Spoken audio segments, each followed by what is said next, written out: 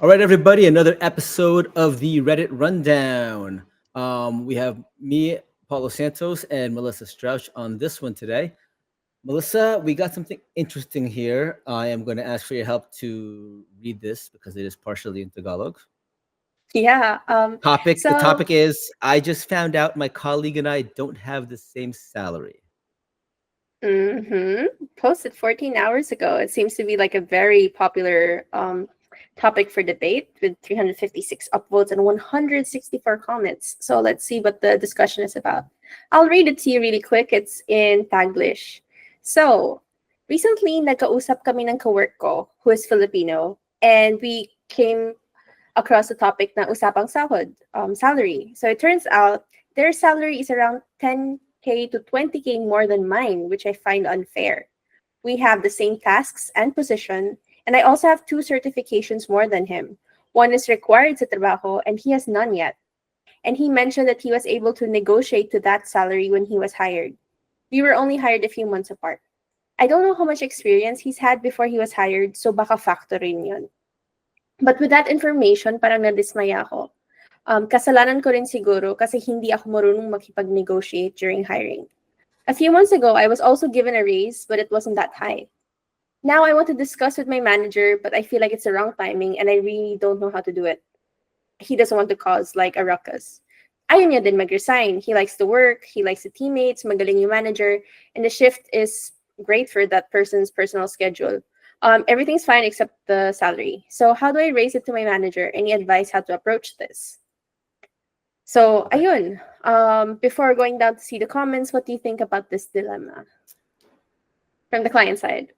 So I just want to clarify it's actually not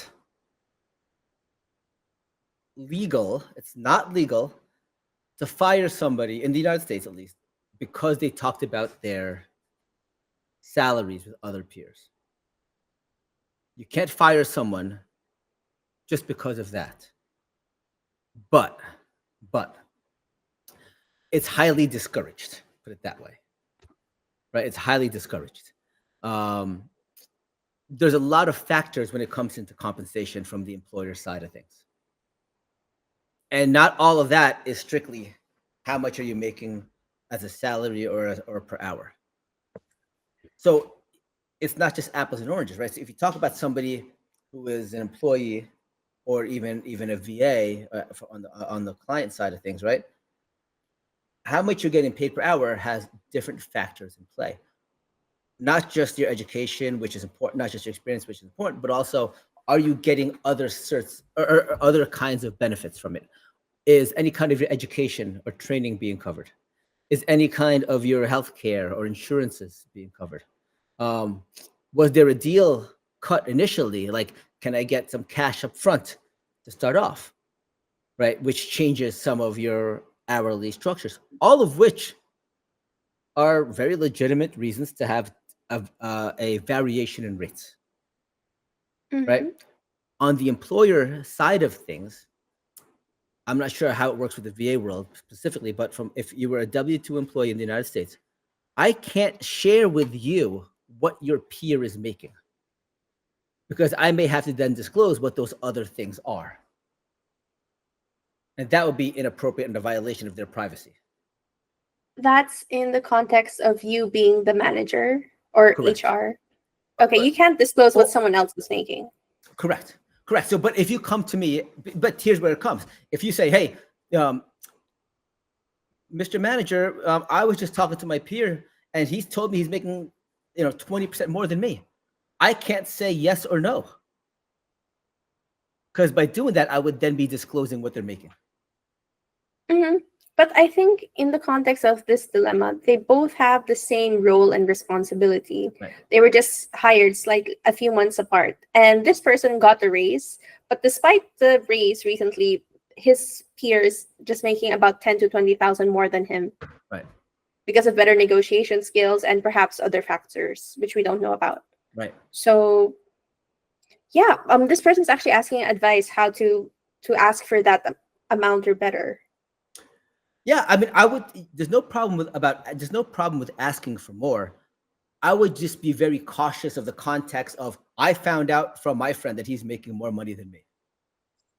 So it's in how you say it, right? You should not mention that you guys were talking about salaries. Correct. Because as a manager, there's so many different variations of salaries and compensation that we have to look at. And Mm-hmm. we can't disclose that to other employees and their peers for obvious reasons, right? So if you want to ask for more, just ask for more. You don't have to say, oh, well, he's making more money than me, Mm-hmm. right? Because that wouldn't be fair. Because then what happens is, when you talk about how your salaries increase or decrease, there's so many more things at play. One, and I know this is just months apart. Let's say the peso was at a higher rate when this person was hired versus what it is today. Mm-hmm. The compensation structure is now different, right? Let's say if he hires you at, pick a number, $5 an hour, versus he hires you for what's the equivalent, 250 pesos an hour, Mm-hmm. right? That $5 and that 250 pesos means two very different things Yeah, the five in that dollars change. time frame, Mm-hmm. right? So if he's saying he's paying you in pesos versus he's paying you in dollars, well, now your compensation is different based on the months you were hired, Mm-hmm. right? And all of that has to be considered, and we don't know those factors. But that's also the reason why it's discouraged to be talking about your salaries amongst the employees and then bringing that as a reason of why you deserve a raise. If you think you deserve a raise, then you think you deserve a raise, then ask for a raise, and then give reasons why, not just because, well, he makes more than me, because you don't know what those other factors are. And yes, I do think part of that is he is a better negotiator than you, Mm-hmm. right? Which is why you need to learn how to negotiate better. Mm. So the top comment is really interesting. It comes from someone who actually switched from tech to HR, and I think this person is working as in an HR related role. This is the advice they gave. Ganito mo siya pwedeng i-approach. Schedule a one-to-one with your manager. Say that you want to talk about your compensation and growth. Use facts, not emotions. This is the line they recommend. I really enjoy the work I'm doing, and I appreciate the opportunities I've been given here. Recently, I came across some information regarding salary differences within our team for the same role and level. I wanted to understand if there's an opportunity to review my current compensation. How do you feel about that line? Yeah, in a timely manner, right? If you have Mhm. scheduled, first of all, if you have a scheduled review with your manager, that's the right time to bring it up. Oh, but this person is saying schedule a one-on-one with your manager. It also depends. If you've been there for a month and you found that somebody got paid more than you as a new hire, and you want to bring it up, I would say that's probably the wrong time to bring it up. You're still in your proving yourself mode, right? And you still don't know what the other person's complete package is, Mm-hmm. right? I would say wait until you've had some stability, that you've proven you could do the job and do everything else. And that's not in a month, right? I would say probably 6 months minimum before you even have that conversation. And you really have to prove the value of why you deserve the raise. Mm-hmm. That's what the person said. The top commenter said as well. Right. OP timing is key here. Best ito gawin after a great performance, a finished project, or during performance review season. Um, mhm. And then this Yeah. person also said, ask for feedback. I'd love to hear your thoughts on whether my compensation reflects my current responsibilities and contributions. If not now, I'd appreciate knowing what steps I can take to get there. Yep. Yep. And that's really important, right? If you want to Mm-hmm. grow, ask them, what can I do to grow? Mm-hmm. Right? Not just say, I want to do the exact same job, but be paid more. Mm-hmm. As an employer, so I'm going to share a little secret with you from the client side of things, right? If you were hired at, pick a number, $5 an hour, right? Just Mm-hmm. 3, 4, 5 months ago, and you're saying, I should be paid more for what I'm doing a few months later. Well, that $5 an hour rate, I will find somebody to do the exact same job right now. Why would I pay you more? Unless you could say that I'm now doing more, I should be paid more, what else can I do to increase my compensation? Not just pay me more for what I'm already doing. From a client side of things, Mm-hmm. they're always looking at a way to maintain costs and cut costs and budget properly, etc. It's the right business thing to do, to always look at how to be cost effective. But if you're just saying, I'm going to do the exact same job I'm doing at the same amount of time every single day, at the same amount of effort every single day, I just want to be paid more, there better be a reason for it. And that's really hard to say if you're doing the exact same thing all the time. Now, if you're saying, I've been here for a period of time, I've proven that I can do the job and do it well, I've gone above and beyond my role in X, Y, and Z scenarios, can we talk about how my compensation is? Right? Or what can I do to increase my compensation? I believe that I've earned it, right? That's a good conversation to have. But if you're saying, Mm-hmm. I do this every single day and I'm just going to keep on doing it, I want to be paid more, as a Mm-hmm. manager, you're going to have a hard time convincing me that you should get paid more for doing the exact same thing when I can get somebody doing the exact same thing at the current rate you're making. So what you're really saying here is like, from the employee side who's negotiating for a higher salary, it's really about the mindset you bring in when you're asking for Right. a raise or negotiating a better salary. Right. This person initially just wanted to match his colleague who's doing who has the same role and the same responsibilities, but really the mindset he should be bringing into this conversation is, this is how I add value to the company, and what else can I do to be even more valuable so that my work is valued more as well and Right. compensated better. And I think there is this, listen, I've been an employee of companies, you've been an employee of companies. There is this general feel that we do the best compared to our peers, right? So anytime we look at somebody that can possibly be making more than us, our initial mindset is, why is he getting paid more? I'm the hardest worker here. I saw him take 4 breaks yesterday. He didn't do this thing in time. What he produces is garbage compared to what I produce. There's that general, I guess, employee competitiveness that happens when these Mm-hmm. situations about compensation arises. You may not be seeing the same thing that the managers and the employers and clients are seeing or looking at,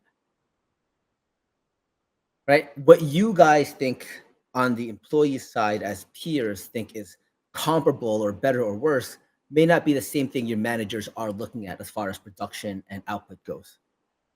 So Mm-hmm. somebody that, and by the way, even this conversation that he had about certifications, I have more than him. Yeah, but who cares? If they're not relevant certifications, then it doesn't really matter. Or just because you have a certification doesn't mean you're better at it than somebody else, right? Like there's these things that you just don't know that are intangible until the work is produced. And there will be a scenario when we look at costs. And let's look at this on the flip side of things, right? If somebody's getting paid $5 an hour and somebody at your peer is doing 20%, is getting paid 20% more for the exact same amount of work, it would be prudent on the business side of things for that manager or business owner to look back at the expenses and say, why are we paying this person 20% more? Mm-hmm. Not Mm-hmm. necessarily say, hey, not necessarily say we should be paying this person 20% more instead. We would look at this as a cost reduction question, not necessarily a way to increase the salary of the other person. Just In think about other it. words, like you're saying, in terms of financial crisis, there's a chance for the person, like for the hiring managers to cut off the person who's actually making more if someone's making, like, doing the exact same amount of work for less. Yeah, on the flip side of things, that's exactly what I'm saying, right? And think about it, right? If I said you have to make 5 widgets an hour and you have to make 5 widgets an hour and you're getting paid 20% more to make the same amount of widgets, who am I firing first?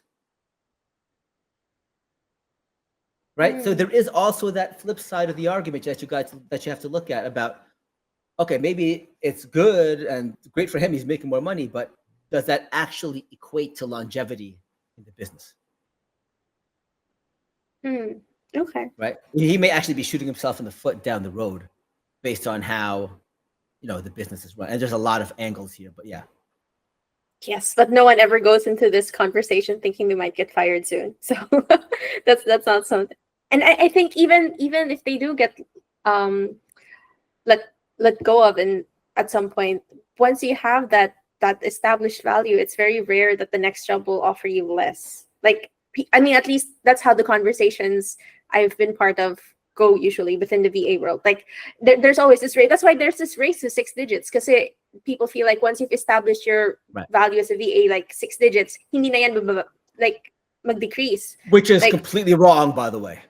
Which is really? a very wrong way to look at things. Right? If you think about this, right? Let's say you get to six digits. Let's say you get there. I will say right now that keeping that rate is harder than getting to that rate. Really? Absolutely. Absolutely. If you say that you've earned that rate, I've put myself into a certain level that I've hit the elite status of six digits per month. That's all great. You are now obligated to continuously prove it. You will be more scrutinized than ever, not less. You did not just earn that and suddenly you're gold. You then have to prove that more and more. Now, I'm in a business, I'm an independent business owner that charges boutique pricing, right? If I want to put it that way. We are constantly under the radar because we have to constantly keep our game increasing and upping it every step of the way. Mm-hmm. Because there will always be people that could do your job better than you for cheaper than you, unless you find a way to constantly move the needle higher and higher. Wow, that was a I'm hearing this for the first time, and that was a refreshing perspective, because I think as far as conversations go within the VA world, especially on Reddit, it's like I need to reach six digits. I need to reach six. Right. It's like the ultimate target, right? And sometimes people put in so much effort to get to that elite status, and once you're there, you're like, oh no, now I have to maintain it. What you said Yeah. about once you're all the way up there, you need to stay up there, because there's so many people below you, right? You actually said the right words. You said it's the ultimate target, but it's also the Mhm. ultimate target on your back, right? Mm. Your competitors will go after you once you get to a certain level. They will say, why does she deserve it?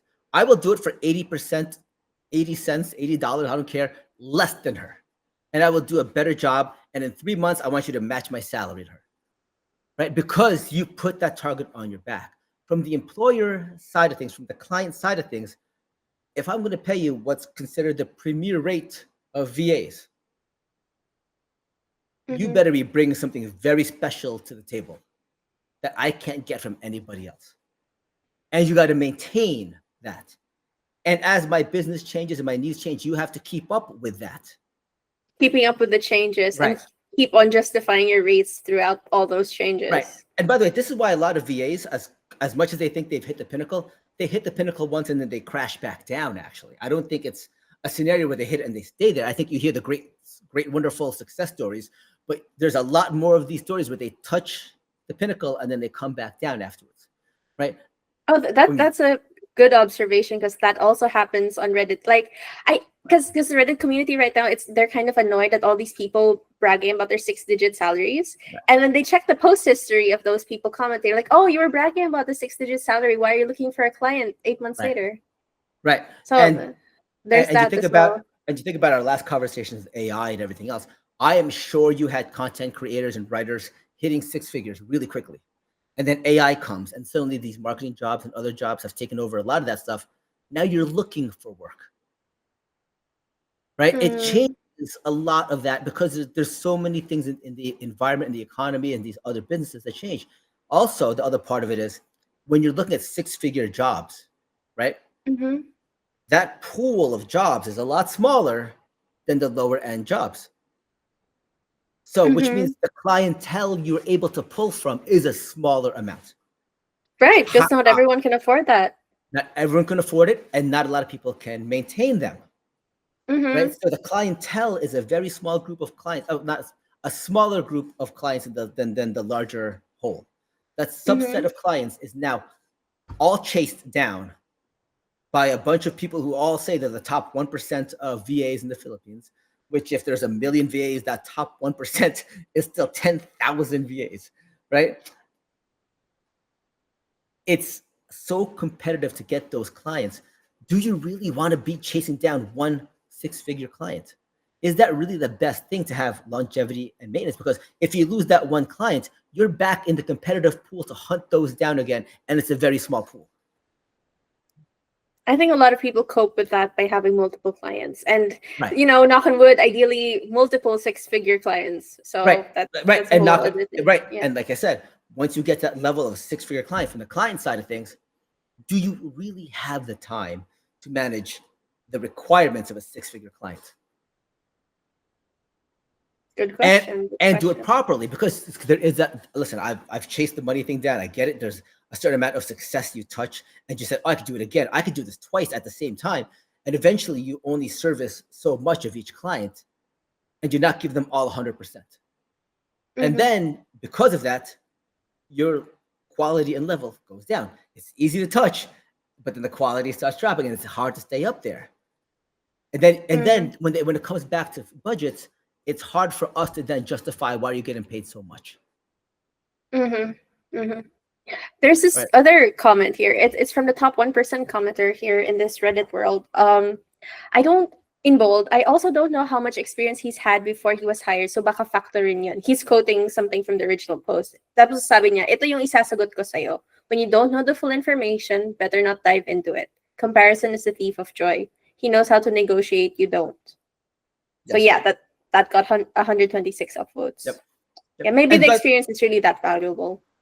experience is valuable, but I also think the ability to communicate and speak and negotiate is extremely valuable.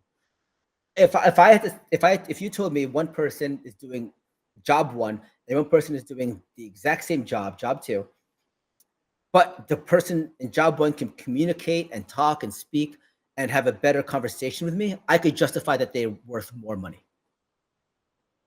Mm-hmm. That to me is Mm-hmm. justifiable, because it's not only are you able to do the job today, is I could see that you have a high growth potential down the road. Oh, high growth potential. Right. Thanks And for that is mentioning something, that from the client side. Yeah. yeah, that is something we look at. We look at, okay, this is great, and I could train anybody to make 5 widgets an hour. That sounds great. Anybody could do it. But what happens in 6 months or a year or 2 years when we're growing and we need you to do more? Are you capable? And we have to analyze that now at the first hire. We have to know, or at least have a general idea that you are capable of more. And if you're not, and you're going to stay at that rate, that may be okay for certain clients, but don't expect more than your current compensation. Right. Mm-hmm. And if we see a value that you may be able to stay long term and do other things, that does warrant a higher rate, even day Mm-hmm. one. So there's a lot of variables here that the other person may bring to the table that we just don't know about. Besides the fact that he was just hired 3 months later, right? Mm-hmm. Yeah, negotiation, I feel like it's a very difficult topic, especially for Filipinos when it comes to talking about money and talking about your worth and like really selling yourself. Maybe it's something we could unpack in a future podcast, perhaps even in a full on episode. Yeah. But I think we've reached the end of the comment thread for this one. So, any last words for this person? Go listen to the episode with Chris Borghese about sales. I still, when I look at this whole thread, assuming everything is exactly equal, the difference maker is the ability for someone to communicate and sell themselves above you. Mm-hmm. Just because you're a VA does not mean you are not in sales. Mm-hmm. Everybody needs to have some sort of sales ability in order to get hired, get promoted, get the job done, and sell yourself for your next role. You need to have that ability to communicate and negotiate. It is a necessity, especially if you're a freelance VA going after your own individual clients. You better damn well know how to close deals and sell. That's a very strong way to end this. I guess on my end, as a couple of VA, thank you very much for this person to for opening this topic for discussion. And I'm also really happy on this top voted comment, like this person from the HR side. Thanks for being so comprehensive and offering really good advice. In this community, we often see people tearing each other down. So thanks for using your expertise and giving guidance to someone starting out. We hope for more conversations like this. And yeah, check out our episodes here in the Reddit Rundowns and the Offshore Diaries. Thanks, guys. Bye.